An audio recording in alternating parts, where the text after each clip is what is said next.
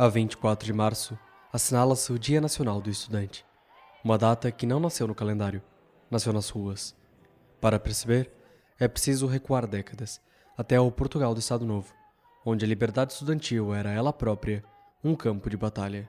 Da crise de 62, antes de basicamente situarmos no ano, teremos que recuar alguns anos, isto é, em 56, quando há o Decreto-Lei 40.900, este tenta privar, por exemplo, alguns direitos associativistas e, ao mesmo tempo, dentro da coordenação das associações estudantis, meter figuras mais próximas do regime de Estado Novo e cautelar aqueles que são nomeados. A repressão não silenciou o movimento, mas alimentou.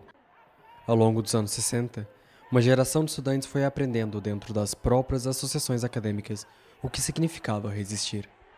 Chegamos a 69 e vemos que já há 4 anos quem ocupava as direções da Associação Académica eram listas já familiarizadas com o regime de Estado Novo. Entretanto, vai-se aos poucos constituir uma lista pró-eleitoral, em que lá se assemelha uma figura já conhecida, Alberto, mas ao mesmo tempo terá um grande corpo estudantil associado. Com o crivo da censura, a divulgação mediática dos movimentos acadêmicos era pouca. É neste momento que o desporto entra em campo de mãos dadas com a liberdade. Na crise de 69 é importante notar que uma das formas de divulgar mais a luta do caso de Coimbra foi a propósito da final da Taça de Portugal e não só a comunidade estudantil, os associados, estrajados com a capa e a batina, e não só também os jogadores que depois aderiram à luta, fizeram uma série de manifestações que fez com que o Estado Novo não intervisse enviando forças da polícia, mas sim, por exemplo, interrompendo a transmissão pela RTP. 5 anos depois da crise de 69, o 25 de abril chega e, com ele, o reconhecimento de que aqueles jovens tinham sido, também eles, construtores da liberdade. Se hoje os estudantes saem às ruas, é em memória dos que lutaram primeiro. Esta série de revoluções e série de manifestações é muito importante para criar um certo mosaico cultural, um certo imaginário coletivo. O facto de nós celebrarmos estas datas, os protagonistas que advêm disso e as pequenas conquistas que vêm nessa sequência, vai ditar muito o que nós fizemos depois da democracia.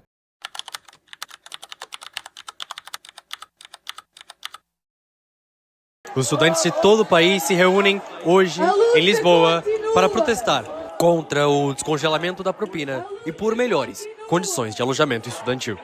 À semelhança de 62, o ensino superior atravessa neste momento um período de grande revolução. Ora, neste momento de revolução é imperativo que nós consigamos ter uma voz ativa. E esta era a voz ativa que procurávamos, uma voz que se fizesse ouvir, fez-se ouvir por milhares de estudantes, em particular quase 400 de estudantes de Coimbra que se deslocaram aqui para se fazerem ouvir, e é um motivo de orgulho para a Direção-Geral. A memória das revoluções impacta ainda hoje os estudantes do ensino superior. Sabem o que custou conquistar o direito a estudar, a protestar e a ser ouvidos. E é precisamente por isso que neste 24 de março não ficaram em casa. Uma das grandes razões que deu início à revolução que nos trouxe a nossa liberdade até hoje, a Revolução de 74, foi também a própria crise académica de 69, que foi despoltada até por um grande dirigente da Associação Académica de Coimbra, precisamente, Alberto Martins, quando decidiu pedir a palavra de forma ousada, representando uma massa de estudantil gigantesca, e de forma ousada acabou por despoltar, se calhar, uma cadeia de eventos que nos traz até aqui hoje. Portugal tem hoje cerca de 450 mil estudantes no ensino superior. Muitos deles pagam propinas que rondam os 700 euros por ano. Um valor que o governo quer voltar a atualizar com a inflação. Uma medida que os estudantes rejeitam. A visão que nós partilhamos e que combatemos da propina é a sua inexistência. Ou seja, ser como está consagrado na nossa Constituição. Um ensino público, democrático, gratuito e de qualidade. Vitorino Garrido percorreu mais de 300 quilômetros para estar em Lisboa. Como ele, milhares de estudantes se juntam para protestar a uma só voz, num país onde 1 a cada 3 estudantes abandona o ensino superior por razões econômicas. Vemos imenso dinheiro a ir, por exemplo, para a defesa e para os estudantes, que é um investimento no nosso futuro, que os jovens vêm-se forçados a sair de Portugal por mais diversas condições, e neste investimento no nosso futuro, que é na sua expressão mais direta, vê-se um retrocesso muito grande. E, portanto, a propina, a sua mera existência, é uma afronta a esses princípios. O alojamento é a outra grande ferida. Em cidades universitárias como Lisboa, Porto e Coimbra, o preço médio de um quarto ultrapassou os €500 mensais. A oferta de camas em residências públicas cobre menos de 15% das necessidades dos estudantes deslocados. Há muitos problemas no ensino superior que não estão resolvidos. Neste momento há uma propina que os jovens se opõem a que seja aumentada e até o LIVRE defende que seja eliminada no primeiro ciclo. E depois há problemas muito grandes de alojamento e as famílias não conseguem suportar o preço, os custos da habitação nos locais onde as universidades existem. Os estudantes não chegaram a Lisboa de mãos vazias. Antes da manifestação, entregaram ao Ministério da Educação um caderno de encargos com mais de uma dezena de reivindicações. As respostas ficaram aquém do esperado. Há muitas coisas nas quais os estudantes têm sido efetivamente ouvidos, mas há ainda muitas preocupações que fomos demonstrando que ainda não foram acauteladas. Daí este momento ser perfeitamente digno para sair à rua, trazer os estudantes do Minho e vir até Lisboa ao centro da decisão, em conjunto com todas as outras associações académicas e federações e associações de estudantes que se juntaram pelo país fora. É um dia bonito, acho que é um movimento espetacular e acho que abona muito favoravelmente também àquilo que é o futuro da nossa sociedade. Continuamos a ser capazes de nos mobilizar e de lutar por uma causa comum. Movimentos como este não nascem no dia em que acontecem. Constroem-se em reuniões, encontros e em debates. O Encontro Nacional de Direções Associativas, que decorreu em Coimbra no início de março, mobilizou e uniu os estudantes pelos mesmos objetivos. O próprio Encontro Nacional de Direções Associativas, pelo timing que teve e pelo facto de ter sido um dos mais participados dos últimos tempos, como bem sabemos, pode ter reforçado aqui algum sentimento de pertença, algum sentimento de coesão na discussão, até porque houve várias demonstrações excepcionais neste último ENDA em Coimbra daquilo que é a vontade dos estudantes e da capacidade de abdicar de visões próprias individuais em prol de uma visão coletiva e mais abrangente, e acho que esse pressuposto e esse princípio ajudou também a trazer uma massa de pessoas aqui hoje. O resultado foi histórico. Pela primeira vez, todas as associações acadêmicas portuguesas e a Federação Acadêmica de Lisboa assinaram um manifesto conjunto. Um documento que exige a eliminação progressiva das propinas, mais vagas em residências e maior representação estudantil nos órgãos de governo das universidades.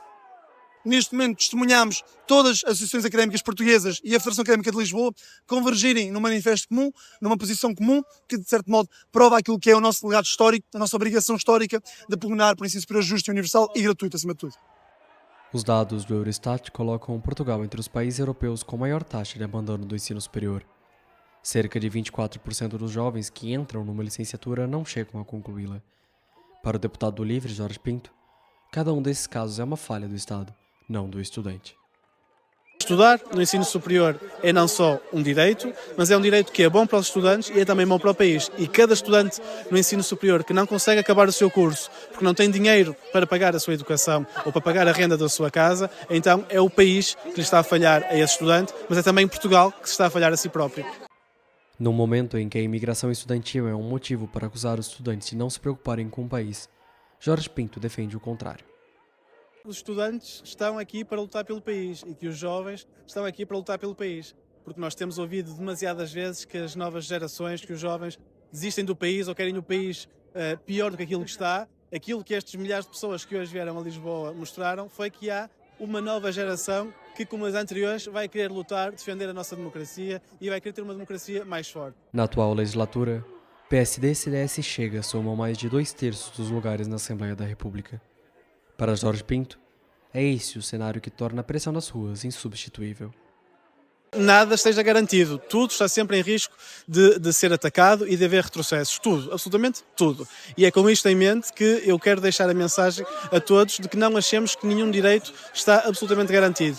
Nós temos um cenário único pela primeira vez na Assembleia da República, que é de mais de 2/3 entre a direita e a extrema-direita. E isso pode levar a coisas como alterações constitucionais. Isso é um perigo tremendo no que diz respeito a perdas de direitos atualmente consagrados na Constituição. A geração que hoje protesta cresceu em democracia. Nunca conheceu propinas acima do valor atual. Nunca viveu uma crise acadêmica como as de 62 ou 69. Mas conhece, como as gerações anteriores, o preço de ficar em casa. Nós vivemos numa época onde é muito fácil não sair de casa. Vivemos numa época onde é muito fácil estar conformista ou aceitar que as coisas se vão a resolver por si só.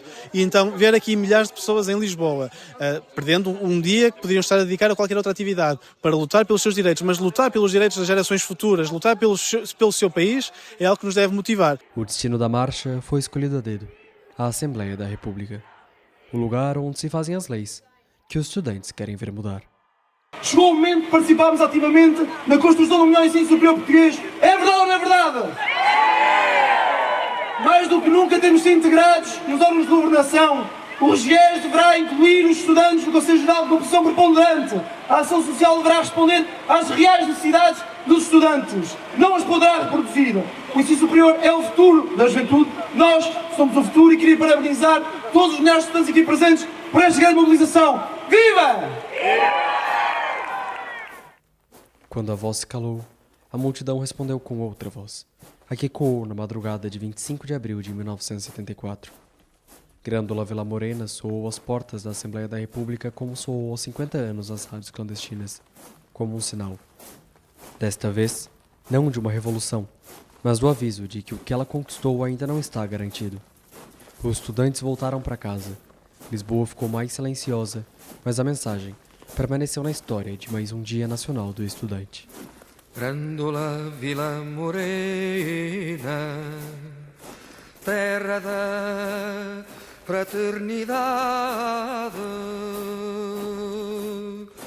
o povo é quem mais ordena, dentro de ti a cidade, dentro de ti a cidade, o povo é quem mais ordena, terra da fraternidade, grande